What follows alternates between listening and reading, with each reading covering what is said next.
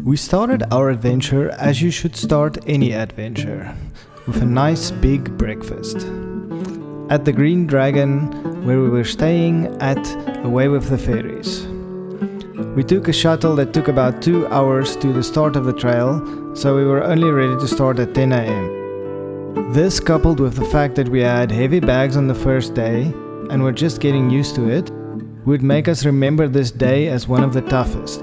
We could have made the day easier if we only packed 1 liter of water and filled up at the designated watering hole. A few of us also packed dry goods, since it makes sense to cook meat on the first night, but not any of the subsequent nights because raw meat won't last that long. We even found some mushrooms on the trail that we prepared as part of the evening's food. Luckily, our mushroom picker knew what he was doing because there is a lot of poisonous species in the area. One quirk that the hut had we were staying at is there was extremely steep stairs between the braai area and the sleeping area. So just an extra challenge for those that haven't had enough of a challenge already on the trail. Day 2 started early at 6 am. The forest was humid, damp and filled with cobwebs, to the point that we had our rain covers on all day. And yet we had to fill up our water at the 1 kilometer mark because there was no water for the rest of the day, only dampness. We stopped for our communal oats at 9 am. On some later sections the canopies opened up and it was refreshing to feel the sun for the first time in quite a while. Also along the trail we found the infrastructure, like some of the bridges, were very poorly maintained. There's some politics with the Department of Forestry, but it is a problem as we had to do a detour at one section. Throughout the day the trail would ascend steeply and descend steeply, so that it cancels each other out and you don't really gain much elevation in total, but it is challenging nonetheless for the accumulated ascent. Towards the end of the day's hike we were expecting a big climb, but it wasn't as bad because of this effect. We reached the hut at about 3 o'clock and then we started firing up the donkey so that we could have hot water and start struggling to get our clothes dry with the high humidity. It was already a challenge on day 2. For dinner, one of our members prepared their own dehydrated dal curry. We took turns on who is making the communal dinner, and then we just distributed the weight among the entire team. We also had drops on day 3 and day 5, just to find a good balance between the weight you carry and the money you pay for the drops. Again, the facilities of this hut was not very well maintained, but we found a way to enjoy our evening with good company. We started early again at 6 am on a chilly, wet and misty morning. We looked for a nice breakfast spot as we were tired and cold, and we settled for a damp part of the trail for our oats at 9 am. The dense wet vegetation kept our socks wet, and the person walking at the front was walking into cobwebs every 5 meters. The Amatola was originally called the Waterfall Trail. As part of the Ciskei, the Madonna waterfall where it ends used to be the border to South Africa. However, since we were hiking just after a dry season, there were fewer waterfalls, and even the bigger waterfalls were less impressive. After the big rock where we stopped for our lunch at 2:30, we had a very big climb ahead of us. It seemed to almost never end, as you think you're at the top and then there's more around the corner. But I think this is why they call it Rivendell. There are some spectacular views once you get to the top.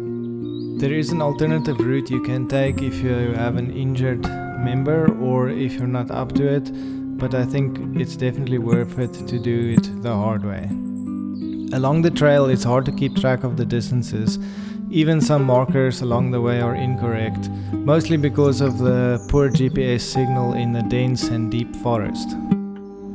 I think it's part of what makes this countryside so magical, is you never know what to expect.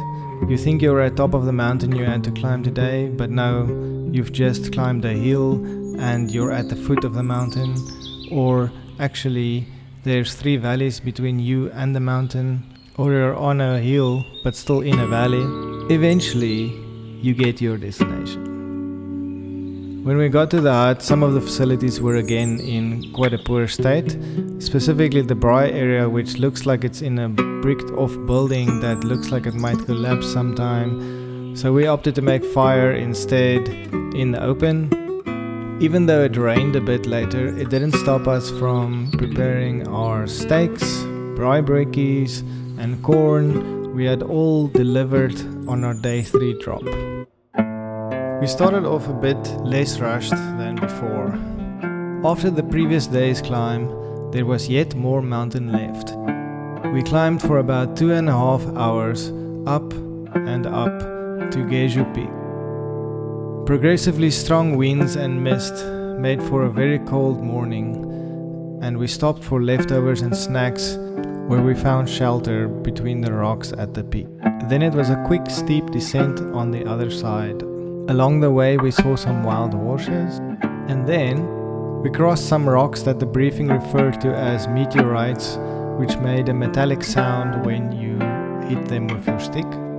The descent reached a plateau, and then we stopped for second breakfast and stood in the sun to regain some of our heat. On this side of the mountain it was like a different climate. It felt like coming from winter to summer. We crossed the plateau until we reached quite dangerous grassy cliff edge switchbacks with a very steep descent. Crossing in and out of tree cover, we found ourselves looking forward to the next patch of shade. In one of these patches there was a nice waterfall where we stopped to take some pictures and take a quick break before continuing further into the valley. We finally stopped for lunch at 2 p.m. Even though we were almost done for the day, we reached the hut at 2:30. On arrival, we were greeted by some cows sitting underneath the hut. Arriving this early meant we could relax more, get our clothes dried, and enjoy the sunshine. For dinner, we had a couscous and chorizo dish. Another early start with the ascent over Hog 3, also known as the resting place of Inkanyaba, the local legend of a flying snake that lives in the mountain, based on the fact that tornadoes usually come from that direction and that they resemble a snake. Tolkien was still a small child when they lived nearby, but it is believed that his day mother, who was a local, could have shared these and other legends as he grew up in the UK. So Inkanyaba could very well have been the inspiration for Smaug. After crossing over the mountain, we delayed stopping for breakfast as the briefing said that the pools keep getting better as you go, but then they stopped, so it was a while before we found another one, and we eventually stopped at 20 to 10 for our second breakfast. At this point we had already covered more than half of the day's kilometers.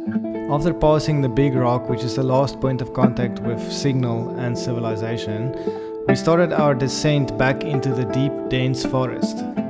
The descent was steep, and even though we were getting closer to our destination, we stopped for lunch at 12 o'clock. Then we arrived at the hut at something like 2 o'clock already, so we had a lot left in the day. This was also a special drop on day 5, where Away with the Fairies brings you beer and pizza, which is very much appreciated, and I think gave us the strength to complete day 6. We also parted with 2 of our 9 members who had to catch a flight and couldn't complete the last day. Day 6 wasn't by any means easier than any of the previous days. There was quite a few fallen trees we had to conquer, and then a mix of all the usual dense forests and open hillsides. We were hoping to find the local chocolate shop in Hogsback open, so we needed to get back early. Spoiler, we would later learn that they were closed since it was a public holiday. Unknowing, we pushed with the motivation that it is almost over, and we progressed so well that we ended up having breakfast at a usual recommended lunch spot. This spot was at the top of Hog 1, which lets you look back at almost the entire trail and gives you a chance to reflect on the last few days. It turned out that the early push worked out in our favor as the weather took a turn just as we started wrapping up our breakfast. So we started our descent in the wind and the rain. When we reached the bottom, I was prematurely excited to feel like we've reached the end, but there were still some 2 hours of forestry trails and back into the forest left before we would see the end marker. When we reached the end marker, we celebrated, but it felt bittersweet because we were still 4 kilometers away from our lodgings and we had to walk uphill in the rain to get there. Fortunately, after say 1 kilometer, one of the staff members picked us up, so we didn't have to walk all of it. It was a welcome relief. After all, we had just conquered the 106 kilometers of Amatola, not counting the Amatola Plus, which is a bonus content you can do. We spent the rest of the day enjoying luxuries such as clean dry clothes, relaxing and celebrating back at the backpackers.